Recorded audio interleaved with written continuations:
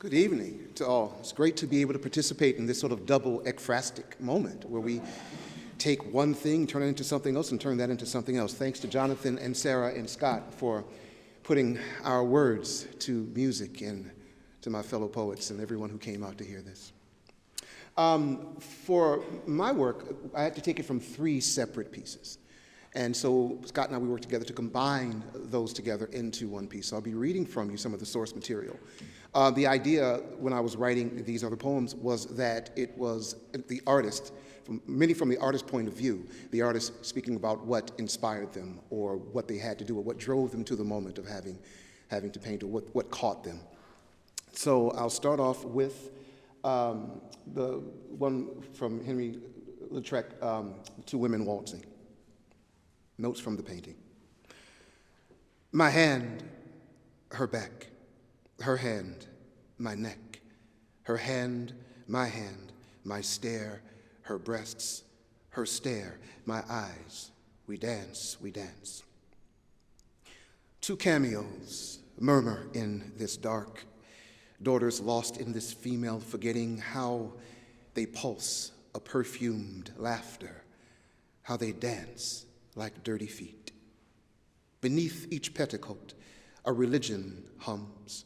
Beneath each blouse, a Stygian nipple song.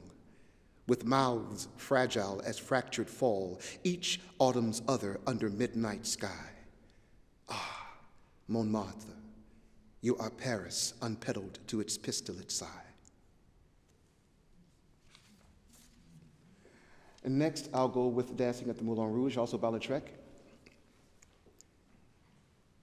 It was her stockings that first trembled the chalk in my hand, how they flared red as twin tongues, clappering a guttural French beneath the brown bell of her dress.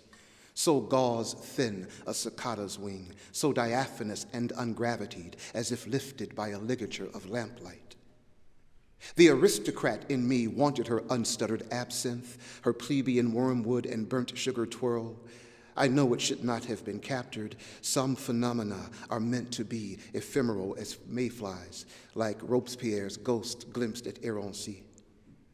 But I needed to preserve her for the coming century, one where all women would dance as she dances, where abandon would be less rehearsed, movement more style than stunt.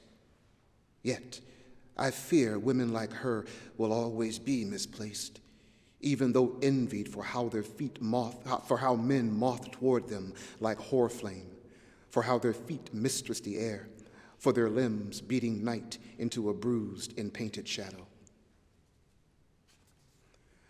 And the final one is the beginning of the piece, and I'll just read the entire piece because it contains this. So this is what you will hear Sarah sing.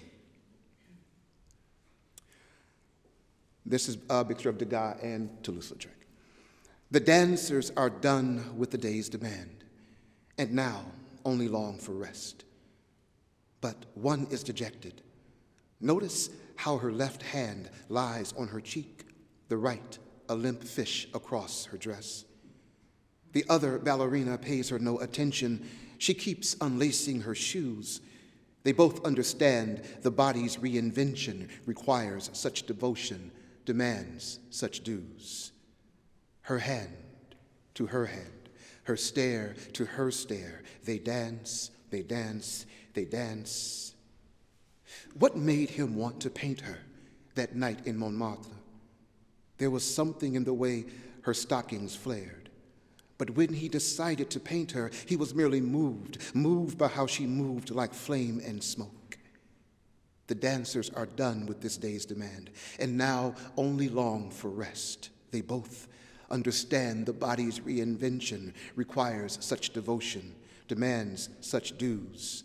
They dance, they dance, they dance.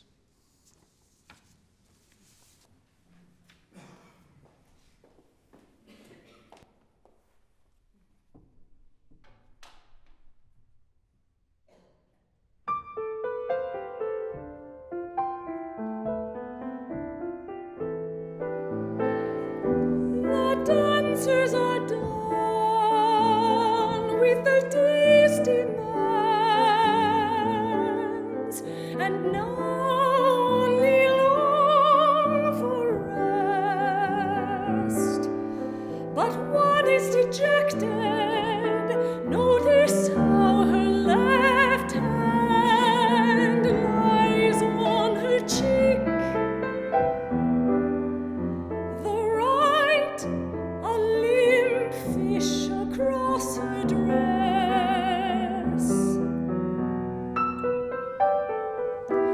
The other ballerina pays her no attention. She keeps unlacing her shoes.